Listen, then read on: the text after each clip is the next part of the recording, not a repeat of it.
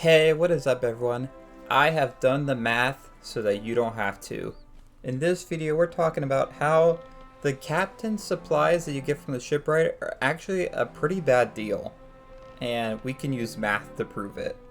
Now, I know when I say math, you're probably about to click off, so don't click off because you're actually going to want to know this. So first I'm going to talk about the new captain supplies, and then I'm going to talk about what you need to know about the Captain Voyages that the shipwright is also selling.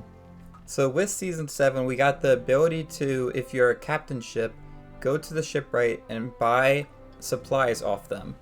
So previously, we used to get our supplies from the Merchants Alliance if you wanted to get like a boost head start before going off and sailing. The Merchants Alliance used to offer 4 things that you could get: Cannonball crate, wood crate, storage crate, and fruit crate. Now the shipwright instead offers a lot more stuff that you can get, but not all of it is a good deal, and we're going to talk about that. So what does the shipwright offer? You can buy cannonballs, fire and blunder bombs together, planks, a bunch of different types of fruit. Keep that in mind when we talk about food later. You can buy raw meat so it's not cooked, and you can buy bait. So all of that together is actually really nice, because some of those things like the meat and the bait are really annoying to get if you're just trying to do like some particular thing. So that's an interesting aspect. I will say it's probably going to be the easiest way to grind Hunter's Call now, because you could just buy a bunch of raw meat and then just cook that and go sell it directly, rather than having to stop at an island and kill a bunch of animals and stuff. So that might be the new strategy for Hunter's Call. So let me get the new stuff out of the way first. So what I did was I emptied all the supplies on my ship, and then I went to the shipwright and got the new stuff added to my ship barrels to see how much was actually added, because the weird thing is it doesn't tell you how much they will put into your ship. It just is kind of an unspoken thing. They just say, hey, give us some money and we'll throw some in there for you. So if you buy the fire and blunder bombs from the shipwright, you'll get 10 of each. That's pretty good for 3,500. Next we have the raw meat. When I did it, I got 4 pieces of chicken, 4 pieces of pork, 4 pieces of snake, and 3 pieces of shark for 1,725. And I think that's a pretty good deal. And then for the bait, I got 10 of each type of bait. So that's a total of 30 bait for 3,500. That's a little steep, to be honest, but it's not that bad. Now let's get into the stuff that we can actually compare with the Merchants Alliance. First, let's talk about cannonballs. So when you buy the cannonballs from the shipwright, you get 30 cannonballs for 3,500. You might be thinking, oh, that's pretty steep, and you'd be right. If you go to the merchants, you can buy 50 cannonballs for 5,000. Now, I know you're hearing that number and you're like, well, 5,000 is a lot more than 3,500.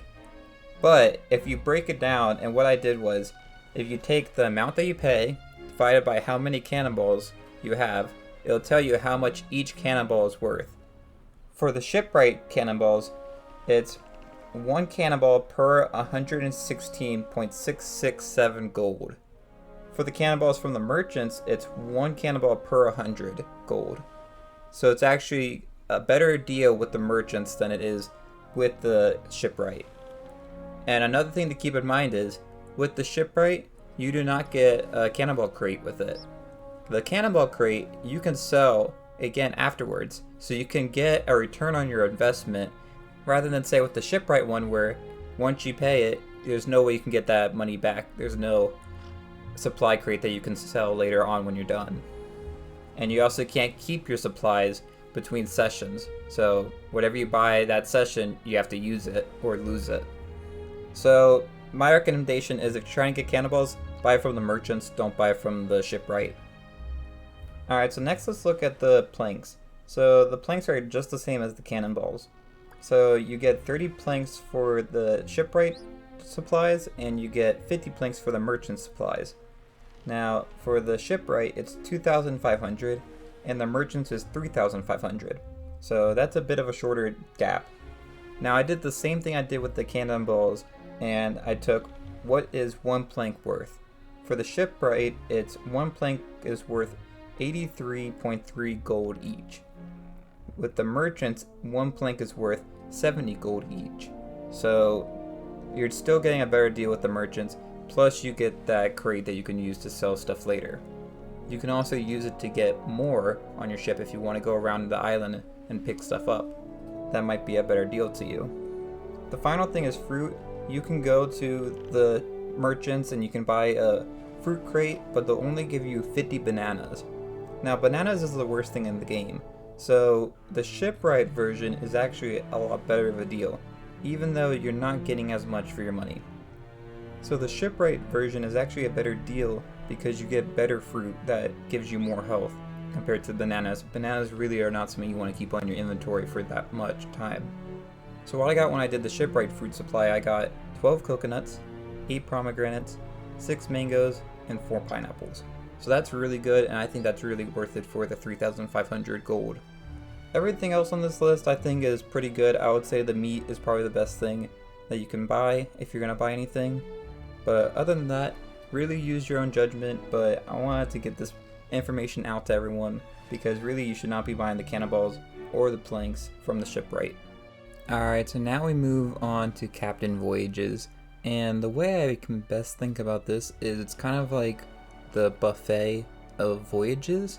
So you go in and you just kind of pick and choose what type of voyage you want to do, and you kind of piece together your own thing, rather than say you go to the trading company and they just give you a random set of a bunch of different stuff. So for example, you could say that you want to do 1 X marks the spot map, 1 cargo run, and 1 bounty. And you could pick and choose those and put them all together. And also the nice thing is you can get all the voyages and they're stored separately inside the bookcase on your ship. So you can access that and choose whenever you want. Now there are 5 types of voyages you can get. There's Gold Hoarders, Merchants Alliance, Order of Souls, Mercenary, and Athena's Fortune. So the Mercenary Voyages is probably the one that I was most interested in finding out what that was, but I was a bit disappointed when I found out what it actually is, and it's basically like a new version of the original Pirate Legend Voyage. So basically it's a combination of the Gold Hoarders, Merchants Alliance, and Order of Souls voyages, and you have 2 types. You can either do a combination that is the original voyages for those trading companies, or a combination that's the new ones, so like the Ancient Vaults, Lost Shipments, and the Ghost Fleet. Probably the most interesting thing out of all of this, and probably the one you're going to be most interested in using, is the Captain Stash Voyage. And this is a short X marks the spot map with 3 X's that are on a nearby island, and the treasure is more towards like supplies and stuff rather than actual treasure. So this might be an interesting thing to keep in mind. I will say though, they said this is supposed to be like smaller versions of the regular voyages that we've been used to, where you can like have more predictability and stuff. But when I tried it with the Athena's Fortune one, because I was like, hey, Athena's Fortune is the one that I want to grind the most. But with this, I tried the Legend of the Veil one, because I figured, hey, maybe it'll just give me like one part of it or something, or make it shorter in some way. It's literally just this exact same thing. So I'm not really sure what the point of some of these voyages are on here, and why I wouldn't just go to the trading company representative for it. It really feels like with Season 7 that they're just trying to cut out the trading companies in general. First they got rid of them for getting the voyages, and then they also got rid of them for selling to them, because you can just sell everything to the Sovereign. I really don't get why they're doing these changes, but it's kind of disappointing to me. But that's all I have for this video. I got tons of other stuff for Season 7 on the channel, so definitely check that out. And if you enjoyed this video, it'd be great if you hit the like and subscribe. It really helps me out. And until next time, thanks for watching, and I'll see y'all later. Bye y'all.